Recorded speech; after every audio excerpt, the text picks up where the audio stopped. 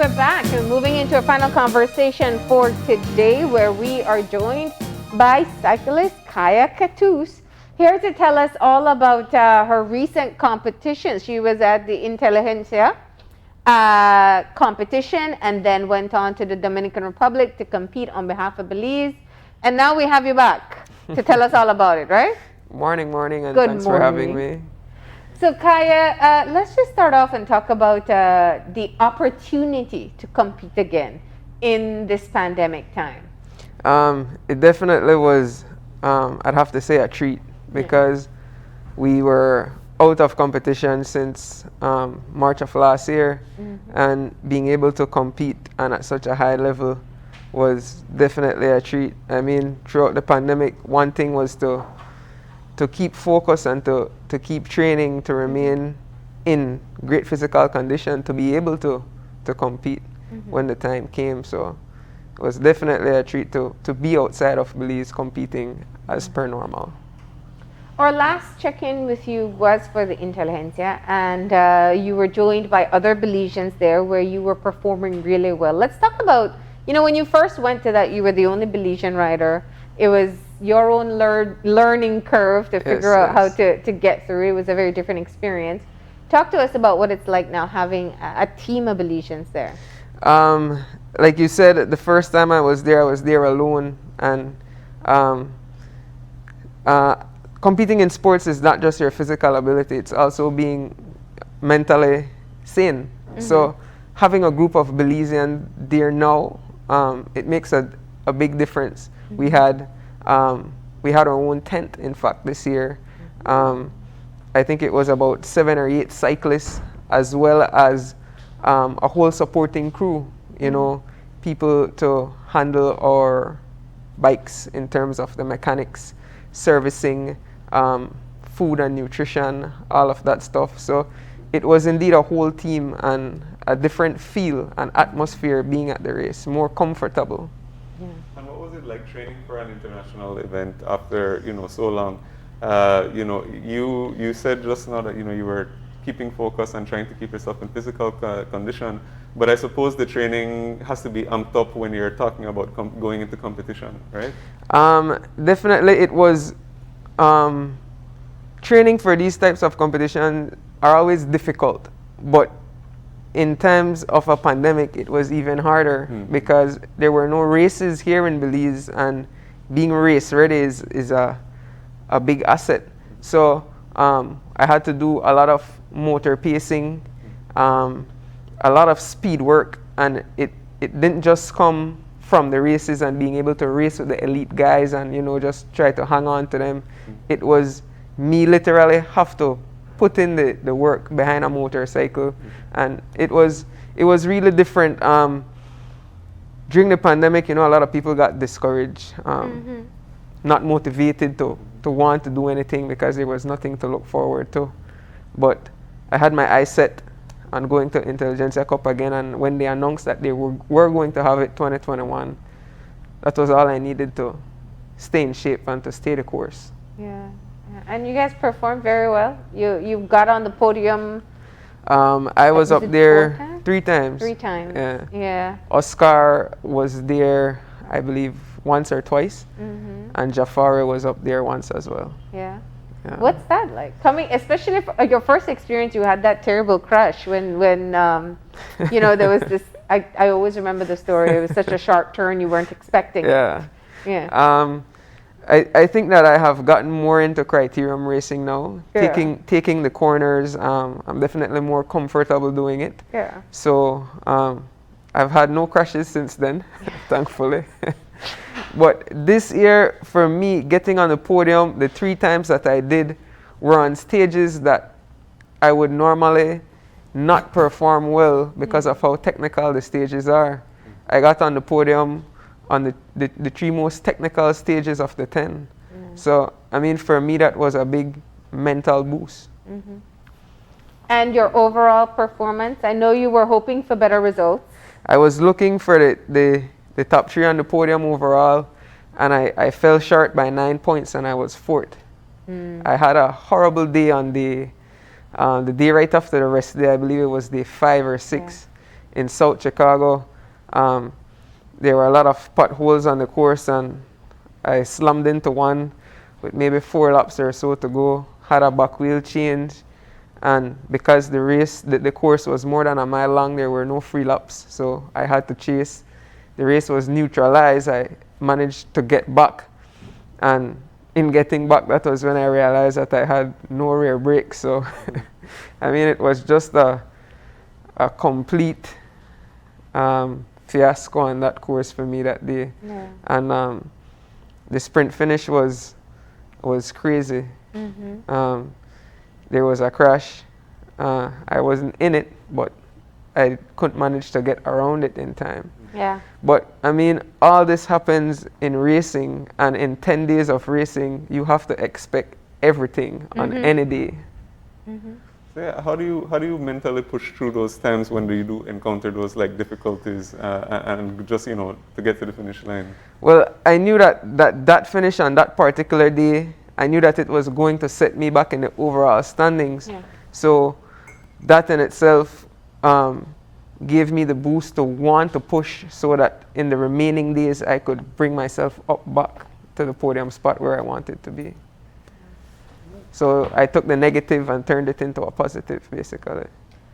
Well, we know one thing about you. You never stop pushing yourself. So you made it to 4th, and you went on the podium 3 times. So you're gunning for making the podium in the final, in the end, next time around? Definitely. That is the ultimate goal, to come out on top of that podium. And I think when I am able to podium overall in the 2-3 category, then I will promote myself to the pro category, even if by standings I'm not supposed to.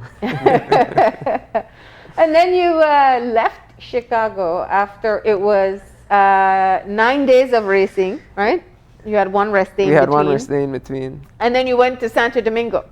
Before that, when I left Chicago and I went to Michigan, I did a 1-week training camp there. Okay. And from there I went to, I met up with the Belize national team in Miami, and we went to Santo Domingo for the Caribbean Cycling Championships and the Pan American Games. Yeah. In Santo Domingo, the Caribbean Cycling Championship, it was, there was a tropical storm passing just then, so the race was postponed, and we did it later on in the evening, so the miles were cut down, the distance was cut down, just in order for there to be a race. I finished 2nd in that race. You did. I see the medal in front of you. I brought You gotta my medal. hold it up. And This is my first Caribbean Cycling Championship medal, and I have been, I think this is my 6th Caribbean Cycling Championship. I've been going since 2012, missing some years in between playing football. But this is the first time I have been able to podium on such a grand stage.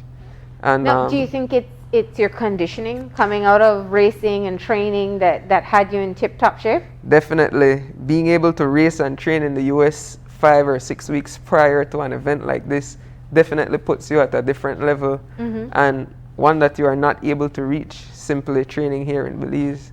And I wish I had the opportunity to race and train abroad before I go to any international event to represent Belize, because I mean, the results speaks for themselves. Yeah. For the past 5 or 6 times that I have been there, it has always been racing and training here at home, going there and never getting on the podium.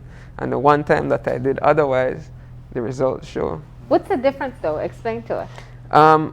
Racing puts you definitely at a higher level, especially racing with people who are just a notch above you. It pushes you to another level. So you're able to hold a higher wattage, you're able to hold a higher heart rate, you're able to hold a higher speed for a longer period of time. And doing it consecutively for a couple days puts you at a different level. So when you rest and recover, and then I went into a 1-week training camp, then I traveled, I mean, you were just maybe 2 or 3 notches from where you left at home. You already pushed yourself beyond your average capacity. Definitely. And I imagine as well that when you apart from the competition aspect of it, you know, when you go to international events, you also get the chance to meet other athletes, maybe share some knowledge. What's that experience like when you do go abroad? There is this one girl who I tend to follow on social media. She is from Trinidad and Tobago. Her name is Tennille Campbell. I don't know if you guys are familiar with that name, but she used to do the same thing, race and train in Trinidad, go to the Caribbean Cycling Championships, mash up everything in her region. And she got the opportunity to go to the UCI training camp in Switzerland. And she is now a professional cyclist who races and lives in Europe. So I met Tennille in Santo Domingo, and you know, speaking to her and having her explain to me what pro life is like, coming from the Caribbean and transitioning to living European style. I mean, all we see is her on the podium and her successes, but we don't know the struggles and all the setbacks on the road to success. So listening to that firsthand, you know, really opens your eye as to, is this something you really want? Is this the road you want to take? Yeah. But I mean, at my age, that story for me is pretty far-fetched. You know, I'm now 30 years old. Most female cyclists, this is their prime time between the age of, I'd say, 28 to 36 is when, you know, they are doing their best. I mean, the women at the Olympics and at the Worlds are in that age group who are performing at the top level. But it's tough coming from where I come from. Are you saying that you don't want that pro life? I'm not saying that, but I'm just saying that the opportunities, that the doors that need to open for you coming from Belize, it's like you're standing at the bottom and try to stomp them open from the top. Yeah.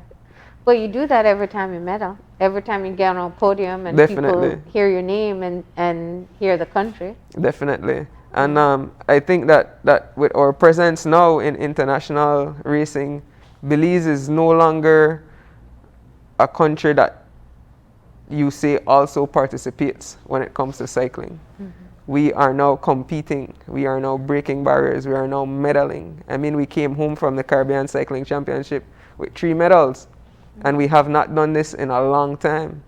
You know, I thought that this would have been something bigger coming home.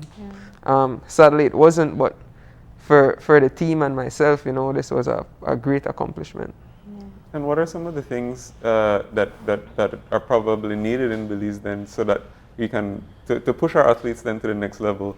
What sort of resources or systems or something need to be in place, you know, from your perspective?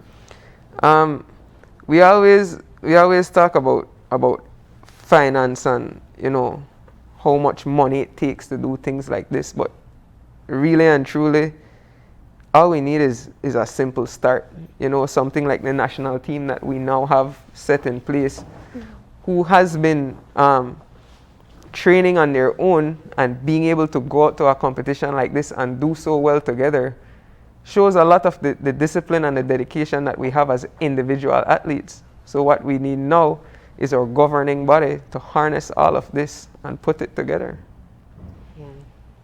We know that in addition to taking care of your own personal training, you've been working a lot with young people. Has that been on hold since all of COVID? Definitely not. I still have, in particular, 2 youths who I've been working with, and they've been doing pretty well themselves. We have the weekly Sea-Ray Full Throttle Thursday races, and there has also been some Sunday races for non-competitive cyclists that they have also been participating in. So the high school summer series or the high school cycling series and the youth summer series has been on hold since COVID, due to the fact that we're not able to gather in large numbers. Yeah. But this is something that, you know, we plan to kickstart as soon as we can. So what's next for you? Well, I have many hats that I wear, Marlene, but what's next in terms of cycling? Yes. Yes. What's next in terms of cycling? We have the Gateway Cup coming up in St. Louis, Missouri, Labor Day weekend, the 3rd to the 6th of September. Okay. So next week I'm planning to go and do this race again, and this opportunity came about based on my performance at the Intelligentsia Cup. So this is first time that I'll be doing this one, and hopefully we can do as good as we did in Chicago. Yeah, I bet you will. I think I'm in very good physical Are you going alone, or other condition Belizeans now. are going to go too? Wasani Castro is already there, Okay. so I'll be meeting him out there. Alright. Well, Kaya, this was just the opportunity to kind of touch base and hear from you. We know you've been working really hard. The last time we spoke to you was on that rest day, and I have to tell you, I felt so much guilt. I thought we were bad luck because of what happened after that. But it is still good to hear that we were able to represent so well when we went to Santo Domingo, and keep up the great work. Definitely. I just want to say, a big thank you for all the people who made Chicago, Santo Domingo, and cycling for the past 6 weeks possible. It has been a pleasure representing my country, representing my team, and I plan to do it for as long as I can. Okay. All right.